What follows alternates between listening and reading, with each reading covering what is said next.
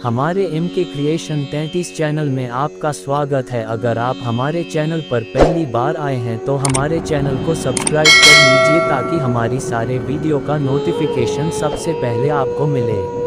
पुराने समय में एक ग्वाले ने संत को तप करते हुए देखा। संत ने बताया ऐसा करने भगवान के दर्शन मिलते हैं। ये सुनकर ग्वाले ने तप करना शुरू कर दिया। एक ग्वाला रोज गायों को चराने गाय से बाहर जंगल में जाता था। जंगल में एक संत का आश्रम था। वहाँ संत रोज तप, ध्यान, मंत्र जाप करते थे।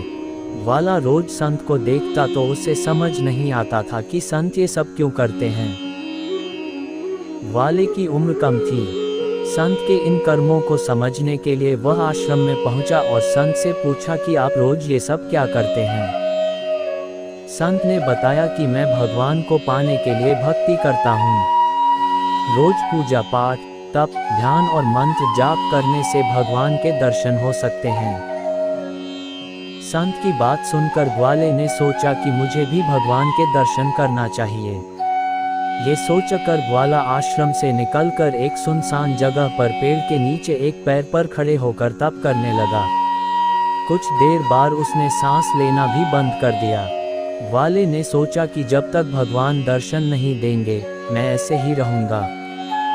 छोटे से भक्त की इतनी कठिन तपस्या से भगवान बहुत जल्दी प्रसन्न हो गए। वे ग्वाले के सामने प्रकट हुए और बोले कि पुत्र आंखें खोलो, मैं तुम्हारे सामने आ गया हूँ। ग्वाले ने आंखें खोले, बिना ही पूछा कि आप कौन हैं। भगवान बोले कि मैं वही ईश्वर हूँ जिसके दर्शन के लिए तुम तप कर रहे हो। ये सुनकर ग्वाले ने आंखें खोल ली, लेकिन उसने ईश्वर को कभी देखा नहीं था।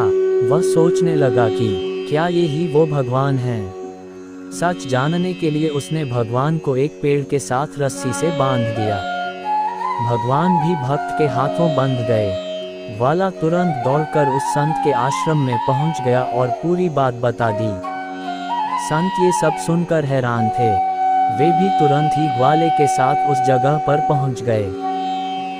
संत उस पेड़ के पास पहुंचे तो वहां कोई दिखाई नहीं दिया।